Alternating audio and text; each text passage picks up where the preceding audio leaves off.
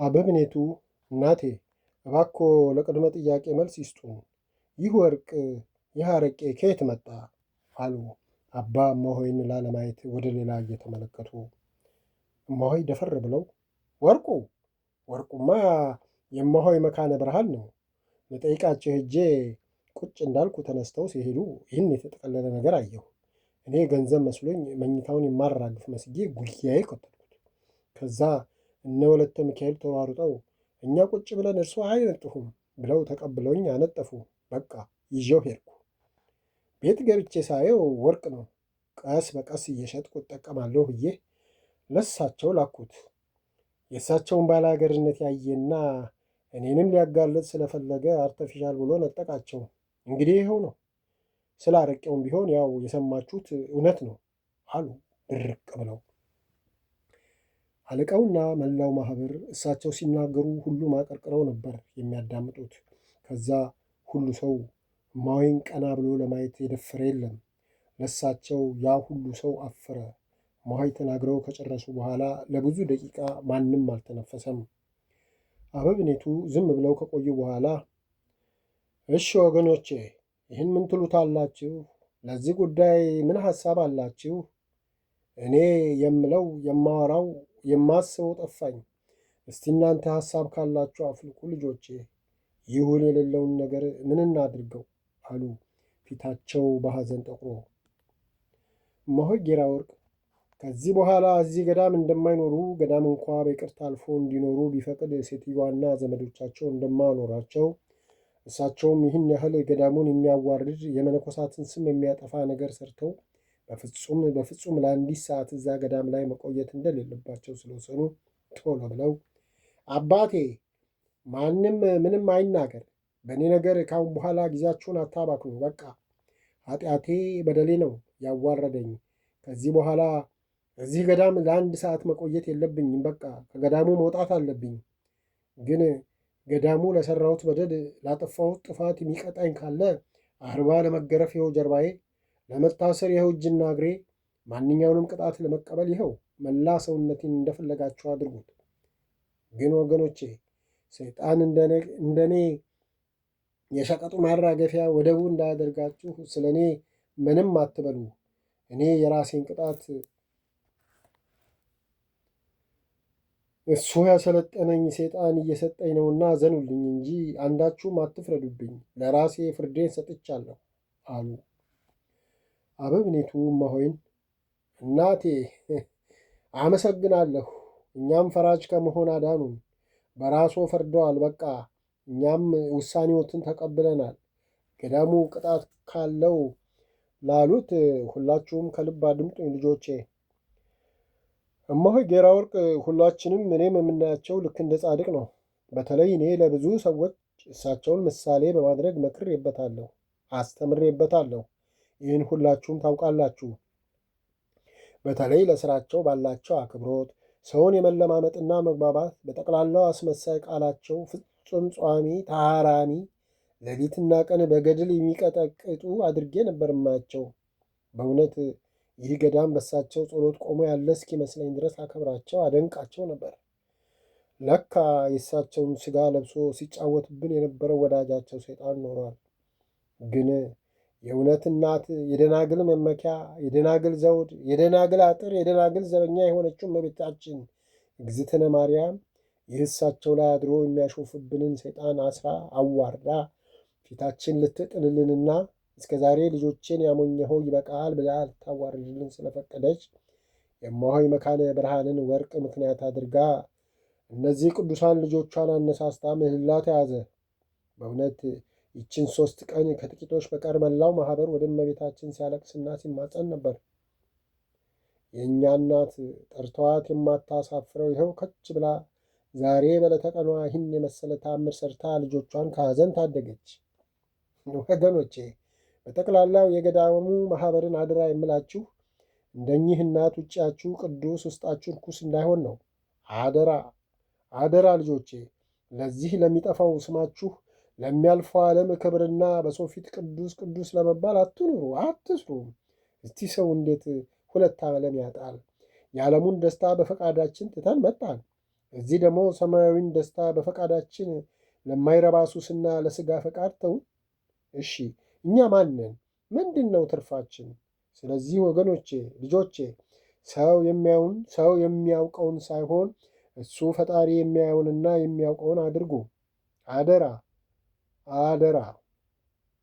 እመሆይ ጌራ ወርቅ እንግዲህ ገዳሙ በዚህ ሁሉ ሰው ፊት እንዲህ ከመዋረድና ከፍ ብሎ ዝቅ ከማለት የበለጠ ቅጣት የለውም። ልብ ካሉት የተረፈች ዕድሜዎትን ይህ ቅጣት ሆኖት ንስሐ ገብተው ከፈጣሪዎ ይታረቁ። አሁን ማንም ሳይፈርዱቦት በራሱ ፈርደዋልና ከቤቶ የምታነሱትን የምትፈልጉትን ነገር ካለ ያዙና ገዳማችንን ለቀው ይውጡ። እርስዎ ብቻ ሳትሆኑ ይህን ሲያሰራው የኖረውም ሰይጣን በእመቤታችንና በቅዱሳኑ በዓለሙ ፈጣሪ በስሉስ ቅዱስም ድራሹ ይጥፋልን አሉ እያማተቡ። እሳቸውን አይቶ መላው ማኅበር እያማተበ አሜን ይደረግልን አሉ። ሴትየዋ አባቴ የኔስ የድሃ ገንዘብ ቀልጦ ይቅር ነው የምትሉት አሉ በንዴት ጦፈው እማሆይን እየገላመጡ። ስንት ነው እናቴ አሉ ያረቄው የሁለት ጊዜ 15 ብር፣ ትላንት ያለ አግባብ አውቶቢስ ውስጥ የቀረኝ 5 ብር፣ በጠቅላላው 20 ብር አሉ። አበምኔቱ ኪሳቸውን ዳበሱና ወጥተው ከሰጧቸው በኋላ እናቴ ከዛሬ ጀምሮ ከገዳማችን ከማንኛውም ሰው ጋር ምንም አይነት ግንኙነት እንዳይኖሮት አደራ። ቢያጋጥሞት እንኳን ለገዳሙ ጠቁሙ አደራ አሉ። አባቴ ተወልጄ ያደግኩት ይህን ሁሉ ልጅ ወልጄ ተከብሬ የኖርኩት እዚያ ሀገር ነው። እኔ ከዚች ቅሌታም ሴትዮ በቀር እንኳን ሊግባባኝ ቀና ብሎ የማየኝ የለም። እስከ ዛሬ ከቤተ ክርስቲያን ቀርቼ አላውቅም፣ ግን የመነኮሳትን መልክ ለይቼ ያየሁበት ቀን የለም። እንደውም ዛሬ ግቢያችሁም ገባሁ፣ በደንብም አየኋችሁ አሉ። ጥሩ ብለው ዘበኛውን ጠሩና በል ይህንንም አርቄ ይዘህ ሸኛቸውና ስጣቸው፣ ደህና ዋሉ ብለው አሰናበቷቸውና እማሆይ ይበሉ፣ የምትይዙትን ያዙና ይሂዱ፣ የተረፈ ዘመኖ የንስሐ እንዲሆን እንመኝሎታለን አሉ። እኔ ከለበስኩት በቀር የማነሳው ስንጥር የለኝም። የለበስኩትንም እርቃኔን እንዳልሆን እንጂ አልፈልገውም ነበር። ልጆቼ፣ እህቶቼ፣ ፈጣሪ እንደኔ ከመሆን ያድናችሁ። በተለይ ከአጉል ሱስ ይጠብቃችሁ። ሱስ ያዋርዳል። በተለይ መጠጥ ለመናኝ መርዝ ጽዋ ነው። ይኸው እኔን ገደለኝ። ስለዚህ ከመጠጥ ራቁ፣ በተረፈ ደህና ሁኑ አሉና ፊታቸውን ወደ በሩ ሲያዝሩ አበምኔቱ አንዱን ዘበኛ ጠሩና 10 ብር አውጥተው ሰጡትና ሄደህ አሳፍራቸው፣ ሰዎች እንዳይጎዷቸው በጥንቃቄ አሳፍራቸው አደራ አሉ። እሺ እንግዲህ ከመነኮሳትና ካመክሮ ካላችሁት ሌላ ሁላችሁም ወደ የስራችሁ ሂዱ አሉ አበምኔቱ። መነኮሳቱና ባለ አመክሮቹ መቅረታቸውን ካረጋገጡ በኋላ ልጆቼ አያችሁ አይደል የጸሎትን ውጤት? ጸሎት እንደዚህ እንደ ወርቅ ታጠራለች፣ ቆሻሻውንም ትጥላለች። ልጆቼ ምንጊዜም ከባድ ይሁን ቀላል ነገር ሲያጋጥመን ወደ ፈጣሪ ሳናመለክት በሰው አንፍረድ። የዛ በሐሰት የተፈረደበት ሰው እንባ ለገዳም ብቻ አይደለም ለዓለምም የተረፈ መቅሰፍት ያመጣል። የእመሆይ መካነ ወርቅ መጥፋት ንጹሐን ልጆቻችንን እርግጠኛ የወሰዱ አድርገን እንድናምን አደረገን። አምነንም ፈረድንባቸው። እነሱ ግን በንጽሕናቸው ስለተማመኑ ከእህቶቻቸው ጋር ሆነው እንባቸውን ወደ ሰማይ ረጩ። የራሔልን እንባ የተቀበለ ጌታ ሰማቸው። ይኸው በራሱ መንገድ ነፃ ወጣቸው። ይህ ለገዳማችን ትልቅ ትምህርት ነውና አደራ ሁለተኛ በሰው አንፍረድ። ሁሉን ለሱ ለፈራጁ እንተው። እመሆይ መካነ በእውነት የሐቅ ገንዘቦ ነውና ትንሽ ቢጠፋም አብዛኛው ተገኘ። እናቴ ለወደፊቱ ገዳሙ ግምጃ ቤት ባደራ ያስቀምጡ። አሁን ያለ ኃጢአታቸው ስትኮንኗቸው የነበሩትን ልጆች ይነሱና ይቅርታ ይጠይቁ አሉ። ማየገነት ነገሩ ከተጀመረ ጀምሮ ነፃ በመውጣቷ የደስታ ልቅሶ እያለቀሰች ነበርና አይደረግም፣ እኛን እግራቸውን መሳብ ያለብን ብላ ሳይቀድሟት እግራቸው ስር ወደቀች። በማየገነት ትሕትና ሁሉም ቅስሙ ተሰበረ። በጠቅላላው ማኅበሩ እርስ በርስ እየተቃቀፈና እየተላቀሰ ይቅር ተባባለ። አበምኔቱ በጣም ደስ አላቸው። ተባረኩ ልጆቼ፣ እንግዲህ ያ ሲፈትነን የነበረ ጋኔን ተመልሶ እንዳይመጣና ደግሞ በአንዱ አድሮ ውጊያውን እንዳይቀጥል ምንም ወርቁ ቢገኝና እነ ማየ ገነት ነፃ ቢወጡም የተጀመረው ጾምና ጸሎት ተጠናክሮ መቀጠል ስላለበት ከዛሬ ጀምሮ 2 ሱባኤ ከኔ ጀምሮ ሁላችንም ለቁመተ ሥጋ ያህል ማታ ማታ ትንሽ ነገር ቀምሰን ተሰባስበን እዚሁ አዳራሽ ያለምንም ምንጣፍ በጸሎትና በምህላ ማደር አለብንና አንድ ሰው እንዳይቀር ሳናቋርጥ ተግተን መጸለይ አለብን። ባይሆን ይቺ ሱባኤ እስክትፈጸም ማንኛውም ሥራ ይቁም፣ ልባችንን ባንድ አድርገን መትጋት አለብን ብለው በጸሎት አሳረጉና ስብሰባው ተፈጸመ።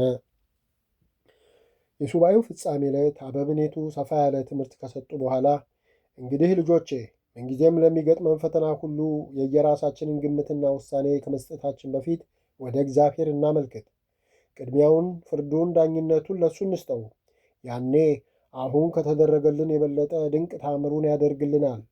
ደግሞም አንዳችን ፈተና ሲገጥመን ለሌሎቻችን ዳር ቆመን ከማየትና ከመተቸት ልክ እንደ እነማሆይ ሴተ የእህትን ችግር አድርጎ ይኸው አሁን እንደተደረገው ያለ በጾም በጸሎት ወደሱ ብናመለክት የወገናችን ችግር ከመፈታቱና ተገን ከመሆናችን ባሻገር በእግዚአብሔርና በሰውም ዘንድ ዋጋችንና ክብራችን ከፍ ይላል።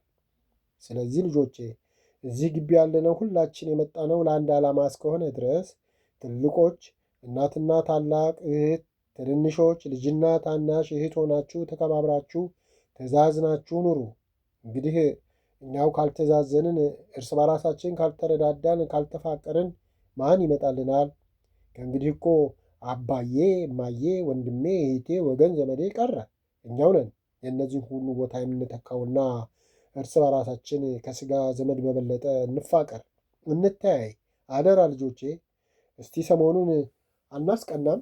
እንደዚህ በአንድ መንፈስ ሆነን በአንድ ላይ ስንጸልይ እኔ በበኩሌ የሰሞኑን አንድነታችንን እያየሁ የደስታ እንባ ሳነባ ነው የሰነበትኩትና ይህ ፍቅርና አንድነት እንዳይለወጥ አደራ ልጆቼ ብለው በጸሎት አሳርገው ሁሉም በየበዓቱ ገባ። አበምኔቱ ማየገነትንና ወለተ ሚካኤልን ጠርተው ልጆቼ መቼም ፈጣሪ ሁሉን አስተካክሎ አይሰጥምና ባለፈው በተፈጠረው ችግር እኔና እናታችሁ ባናምንበትም አንደኛ ኃላፊነት ስላለብን፣ ሁለተኛ የጠፋባቸው መሆይ እርግጠኛ ሆነው ስለነገሩን፣ ሦስተኛ እኛም ሰውነንና የሰውን ውጭውን እንጂ ውስጡን ባለማወቃችን በአነጋገራችን አስደነገጥናችሁ። ግን ሁሉም ለበጎ ነበርና መጨረሻው ያማረ ሆነ። አሁን እኔ የምመክራችሁ ነገር ለወደፊቱ ከዚህ ያነሰ ከዚህም የባሰ ፈተና መከራ ሊደርስባችሁ ይችላል። ምክንያቱም የምነናን ሕይወት ገና ጀመራችሁት እንጂ አልጨረሳችሁትም። ስለዚህ እንደዚህ ያለ ነገር ሲገጥማችሁ አትርበትበቱ፣ አትጨነቁ። እንዳለፈው የቀቢጸ ተስፋ ልቅሶ አታልቅሱ። ለምን ብትሉ እንደዚህ መሆናችሁ ለሰይጣን ደስታ ነው። በቃ እናንተን ለማጥመድ ትንሽ ነገር ይጭርና ስትልፈሰፈሱ እሱ ቆሞ ይስቃል።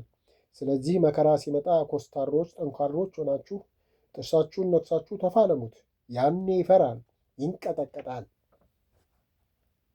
እሱ ለመከራ ጸንቶ የሚቆም ጠንካራና ቆራጥ ሰው አይወድምና ልጆቼ ሁለተኛ እንዳለፈው ያለ ልፍስፍሶች አትሁኑ አደራ።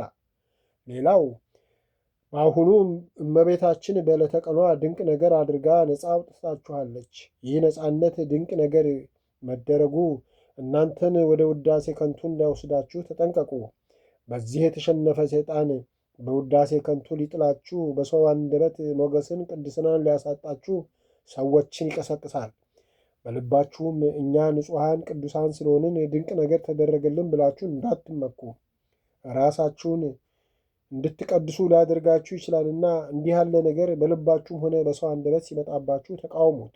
ይህ የተደረገው ስለ ገዳሙ ቅድስና፣ ስለ እናቶቻችን ቅድስናና ንጽሕና ነው እንጂ ለእኛ አይደለም።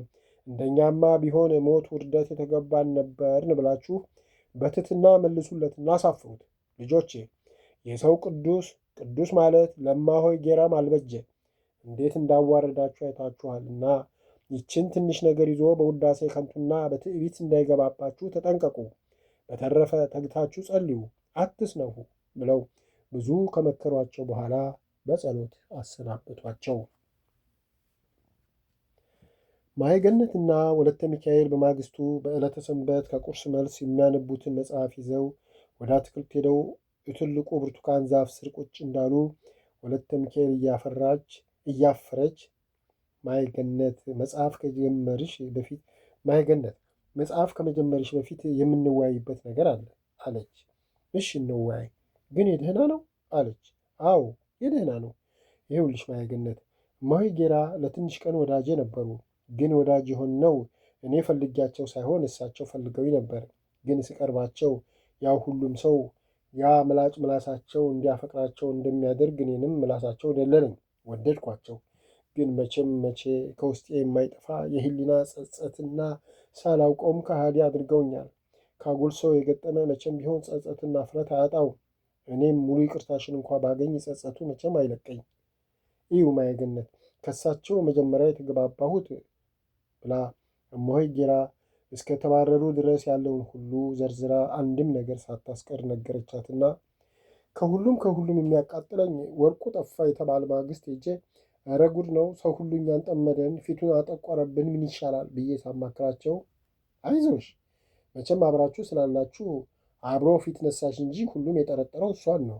ደግሞም እሷ ታደርገዋለች። ሲያዩዋት አጉል ብልጣ ብልጥ ስለሆነች እሷ እንደወሰደችው ጥርጥር የለኝም ሲሉ ለአፌ አታድርገውም ብዬ ብከላከልም ልቤ ግን ተጠራጥሮች ነበር ብላ ልትቀጥ ስትል ማየገነት እኔን ወሰደች ብለሽ በስመ አብ ይህን ያህል እስከዚህ ድረስ አንተማመንም ማለት ነው? ለዛውስ ባታምኚኝ ምን ይደንቃል?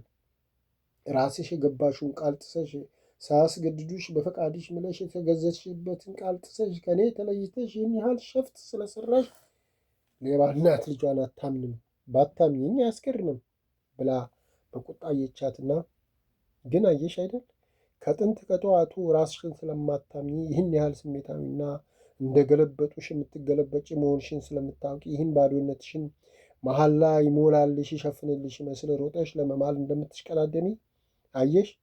መሐላ እውነተኛ ልብና ጽኑ ፍቅር እንጂ በቃላት ያሸበረቀ ቃል እንዳልሆነ አየሽ። አንቺው ማልሽ፣ ተገዝተሽ አንቺው አፈረስሽ። ያሳዝናል። ልክ አብሮ መውጣት መግባት፣ አብሮ መኖር ከንቱ የከንቱ ከንቱ ነው። በሬ ካራጁ እንደሚውል ማለት ነው አለች በጣም አዝና። እንደሱ አይደለም።